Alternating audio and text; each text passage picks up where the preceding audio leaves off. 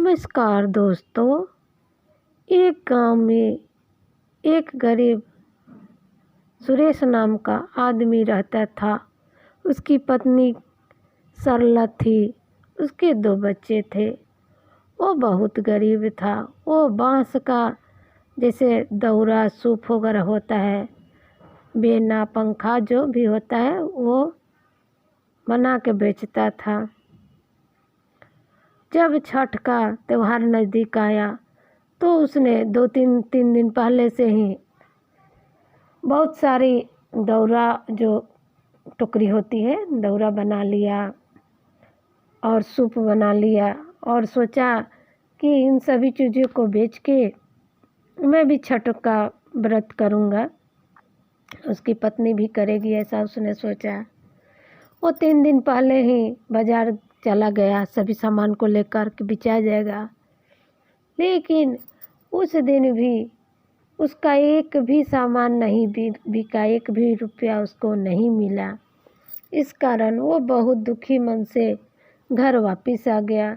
जब घर वापस आया तो उसकी पत्नी ने उसे समझाया कि कोई बात नहीं, अभी छठ पूजा में 2 दिन बाकी है।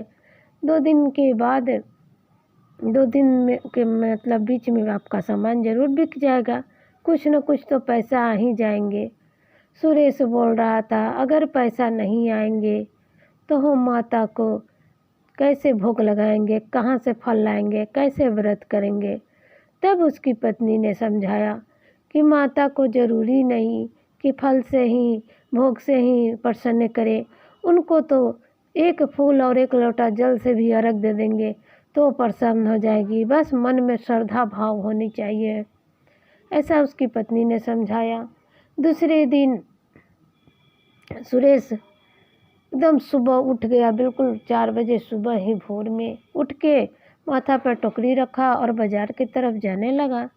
उसकी पत्नी जब उठी तो बोली आप इतने सुबह सुबह क्यों जा रहे हैं बाज़ार, अभी तो बाज़ार भी नहीं खुला होगा। तब सुरेश ने कहा कि मैं आज जल्दी चला जाता हूँ, शायद कोई सुबह सुबह आए टोकरी लेने तो मेरी टोकरी को ले ले। लेकिन उस दिन भी पूरा दिन निकल गया। लोग तो आते ही उसके पास, लेकिन उसके गंदे कपड़े, हालत जो उसकी ख़राब थी, टूटी हुई चप्पल, इस तरह से देख के और उसके सामान को भी अनदेखा कर देते और आगे बढ़ जाते। कोई उसके सामान को नहीं खरीद रहा था। अब शाम हो गया, अंधेरा होने लगा तो सुरेश उठ के अपना सामान सिर पर रखा और रोते हुए घर की तरफ जाने लगा। बोला हे छठी मैया, आपने तो मेरा एक भी सामान आज नहीं बिका, आप कैसे मैं आपका व्रत करूं, क्या करूं। ऐसे रोते रोते जा रहा था। अचानक उसको चक्कर आ गया, वो बीच रास्ते में गिर गया। इधर देवलोक में नारद मुनि षष्ठी माता से बोले हे माता, ये आपके भक्त का कैसा आप अपने भक्त का परीक्षा ले रही हैं। आपका भक्त इतना आपसे मतलब श्रद्धा भाव से पूजा पाठ करता है, आपका बार बार नाम ले रहा है, आपका इतना भक्त बड़ा भक्त है, आप उसकी क्यों परीक्षा ले रही हैं। तो षष्ठी माता ने कहा, छठ मैया ने कहा कि मैं परीक्षा नहीं ले रही हूँ। अगर वो मेरा बड़ा भक्त है और उसकी पत्नी ने मेरे नाम का दीप जला के रखा है तो मैं ज़रूर उसकी मदद करूँगी। षष्ठी माता ने उसी समय एक बूढ़ी माता का रूप धरा और नीचे आ गई धरती पर। धरती लोक में आई तो उसको उठा के एक कुटिया में ले गई, झोपड़ी सा था उसमें ले गई। जब सुरेश को होश आया, आँख खोला तो उसने देखा कि एक बूढ़ी माता बैठी है। तब उठ के बोला माता आप कौन है, मैं यहाँ कैसे आ गया। तब वो बूढ़ी माता बोली, वो तो छठी मैया ही थी। वो बोली कि मैंने तुम्हें यहाँ पर लाया है, तुम रास्ते में बेहोश हो गए थे।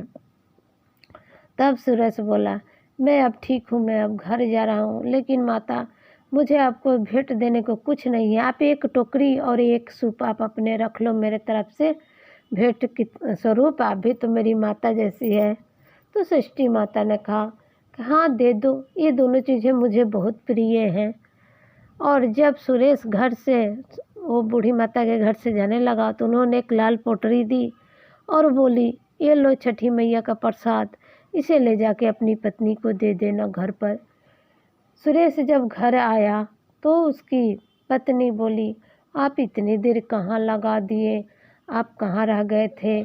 घर पर एक औरत आई थी, वो सारा हमारा टोकरी, घर से जितना घर वाला टोकरी था सब ले गई, 2000 का हमारा सामान बिक गया। अब हम खूब अच्छी तरह से छठ पूजा कर सकते हैं। तब सुरेश को बहुत आश्चर्य हुआ। वो बोला, बाजार में तो कोई सामान नहीं खरीद रहा था, घर से आके कौन सामान ले गया? तब उसने एक पोटली थी और अपनी पत्नी को दिया और सारी बातें कह सुनाई कि मैं आते समय बेहोश हो गया था, तो एक बूढ़ी माता अपने घर ले गई थी और ये लाल पोटली दी है और बोली है अपनी पत्नी को दे देना। जैसे ही सरला ने उस पोटली को खोला, उसमें सोने के सिक्के थे। ये देख के दोनों को बहुत आश्चर्य हुआ। तब वो समझ गया उसकी पत्नी भी और वो सुरेश भी कि ज़रूर ये छठी मैया का ही कमाल है, उन्हीं का आशीर्वाद है, उन्हीं के आशीर्वाद से हमें ये पैसा मिला है। तब उसकी पत्नी को भी समझ में आ गया कि अरे तब तो वो छठी मैया ही मेरे घर आई थी और वो टोकरी और सूप लेके गई खरीद के। इस तरह से हम लोग को छठी मैया ने मदद की है। तब दोनों की आंखों से आंसू गिरने लगे और छठी मैया को धन्यवाद किया और उन पैसों से खूब अच्छी तरह से छठी माता का व्रत किया, सेवा श्रद्धा भाव से बहुत व्रत किया। उसके बाद उन लोग की स्थिति अच्छी हो गई और इधर नारद मुनि षष्ठी माता का जयकार मनाने लगे। आप धन्य हो माता।